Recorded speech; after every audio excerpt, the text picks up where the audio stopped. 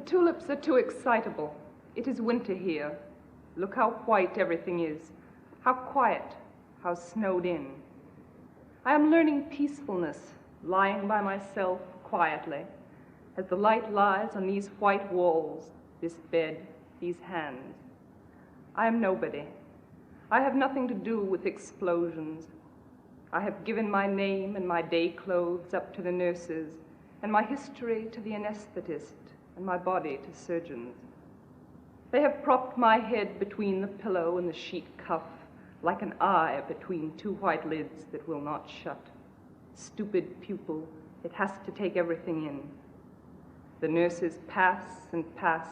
They are no trouble.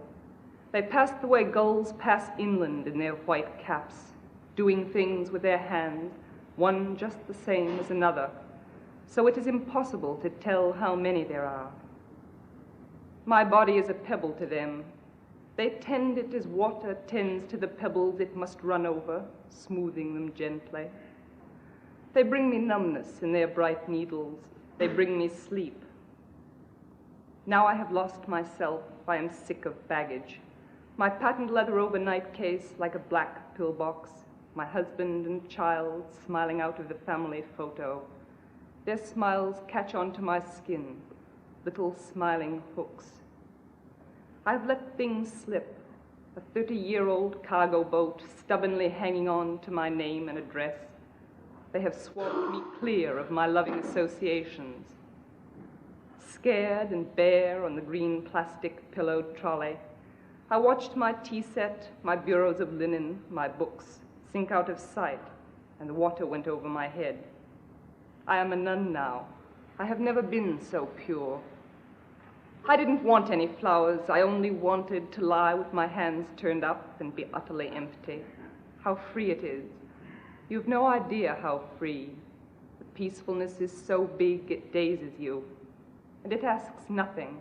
A name tag, a few trinkets. It is what the dead close on, finally. I imagine them shutting their mouths on it like a communion tablet. The tulips are too red in the first place. They hurt me. Even through the gift paper, I could hear them breathe lightly through their white swaddlings like an awful baby.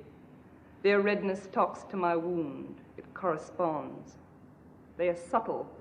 They seem to float, though they weigh me down, upsetting me with their sudden tongues and their color, a dozen red lead sinkers round my neck. Nobody watched me before. Now I am watched. The tulips turn to me and the window behind me.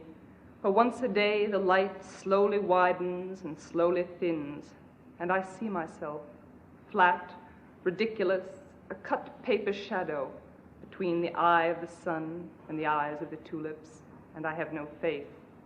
I've wanted to efface myself. The vivid tulips eat my oxygen. Before they came, the air was calm enough, coming and going, breath by breath, without any fuss. Then the tulips filled it up like a loud noise. Now the air snags and eddies round them, the way a river snags and eddies round a sunken, rust-red engine. They concentrate my attention that was happy, playing and resting without committing itself. The walls also seem to be warming themselves. The tulips should be behind bars, like dangerous animals. They are opening like the mouth of some great African cat, and I am aware of my heart. It opens and closes its bowl of red blooms out of sheer love of me. The water I taste is warm and salt like the sea, and comes from a country far away as health.